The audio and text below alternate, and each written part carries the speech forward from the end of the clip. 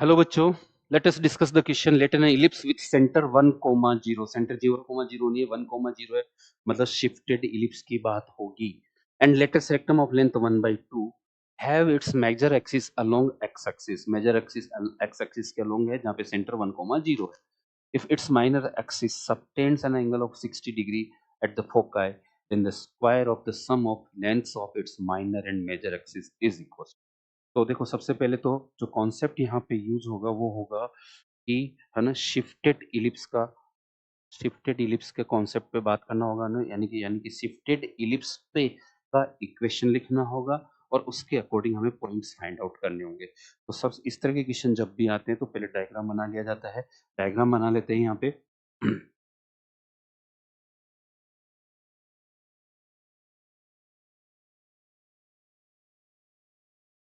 इस इलिप्स है, सेंटर जो है वो 1, 0 है.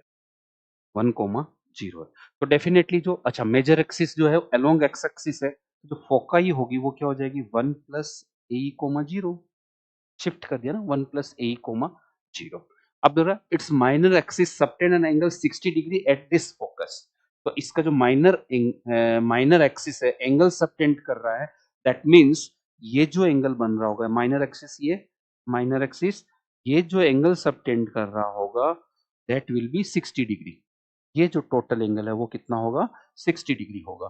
ठीक है, ये कोऑर्डिनेट डेफिनेटली 0, b होंगे, क्योंकि जो शिफ्टिंग हुई वो हॉरिजॉन्टल एक्स एक्सिस के अलोंग शिफ्टिंग हुई. ये 0, -b रहेगा और ऊपर वाला 0, b रहेगा.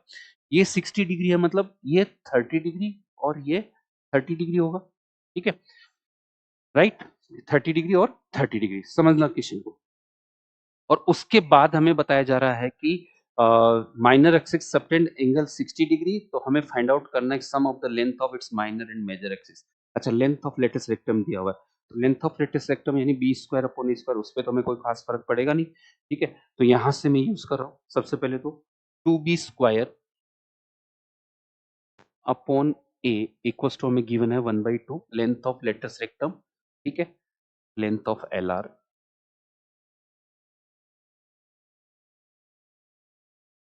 ठीक है, तो यहां से 4b² हमें मिल गया a. एक ये मिल गया हमको लेंथ ऑफ LR. ठीक है, देन इस ट्राइंगल की बात करता हूँ. ये सेंटर O है, ये पॉइंट B है और ये अपना S है, फोकस है.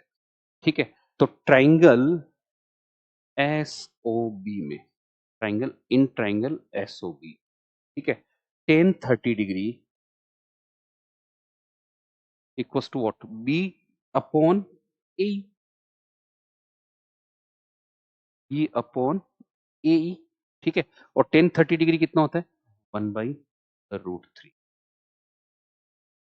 tan 30 डिग्री 1/√3, यानी कि 3b² equals to a². 3b² equals to a², e² equals to a² minus b². a² equals to e², a² ये होता है. तो यहां से मुझे मिल गया 4b² इक्वल्स टू a².